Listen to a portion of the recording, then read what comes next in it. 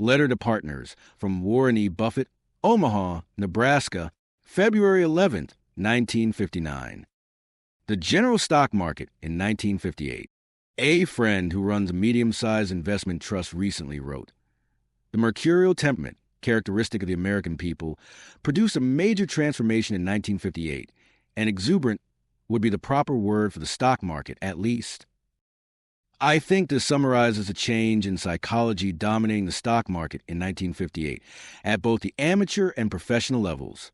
During the past year, almost any reason has been seized upon to justify investing in the market.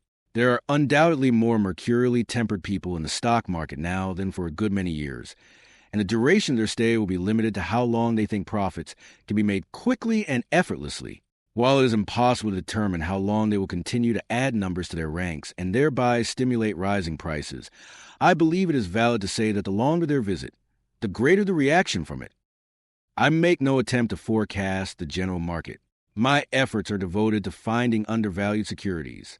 However, I do believe that widespread public belief in the inevitability of profits from investment in stocks will lead to eventual trouble. Should this occur, prices, but not intrinsic values in my opinion, of even undervalued securities can be expected to be substantially affected.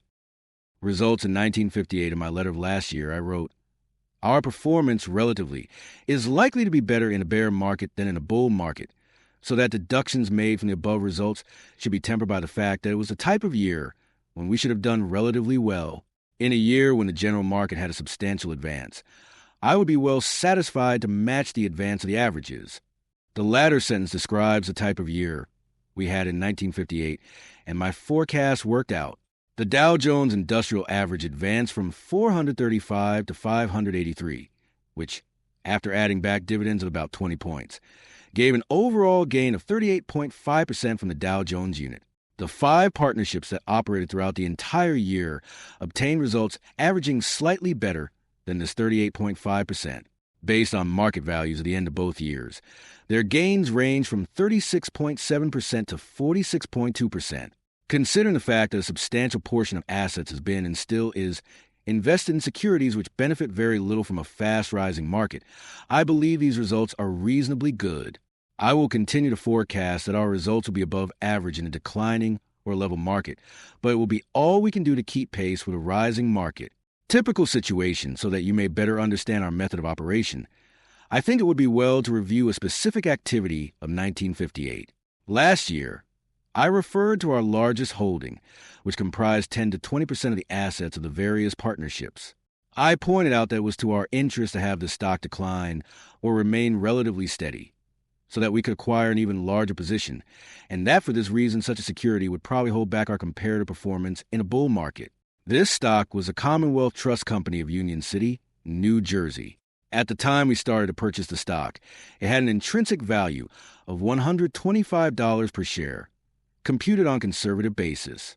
However, for good reasons, it paid no cash dividend at all, despite earnings of about $10 per share, which was largely responsible for a depressed price of about $50 per share.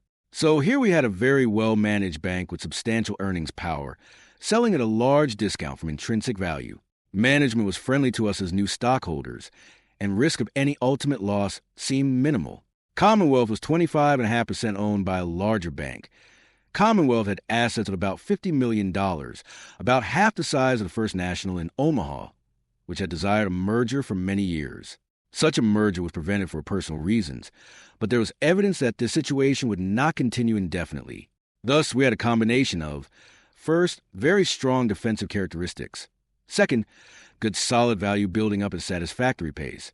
And third, evidence to the effect that eventually this value would be unlocked, although it might be 1 year or 10 years. If the latter were true, the value would presumably have been built up to a considerably larger figure, say $250 per share.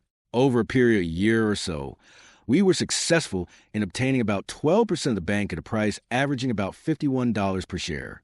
Obviously, it was definitely to our advantage to have the stock remain dormant in price.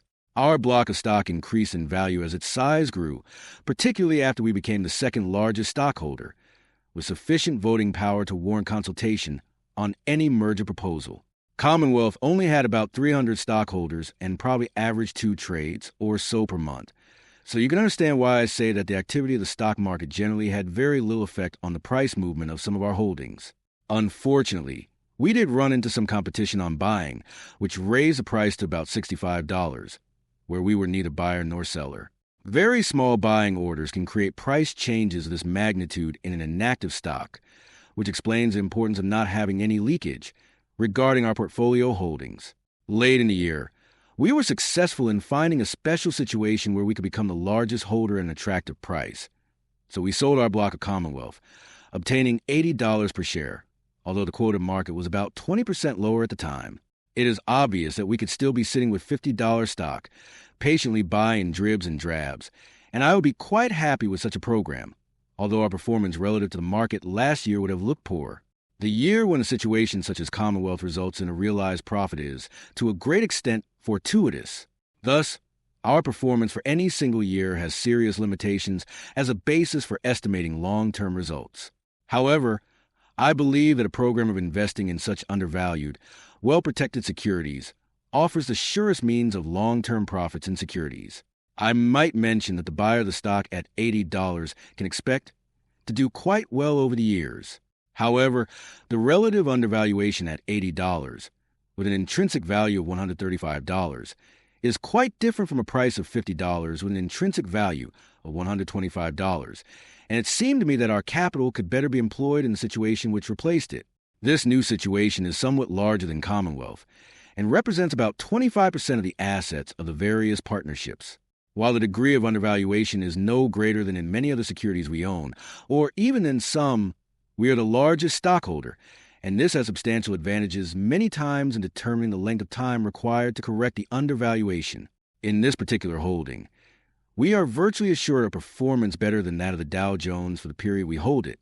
The current situation, the higher the level of the market, the fewer the undervalued securities, and I am finding some difficulty in securing an adequate number of attractive investments. I would prefer to increase the percentage of our assets in workouts, but these are very difficult to find on the right terms. To the extent possible, therefore, I am attempting to create my own workouts by acquiring large positions in several undervalued securities. Such a policy should lead to fulfillment of my earlier forecast, an above-average performance in a bear market. It is on this basis that I hope to be judged. If you have any questions, feel free to ask them. Warren E. Buffett.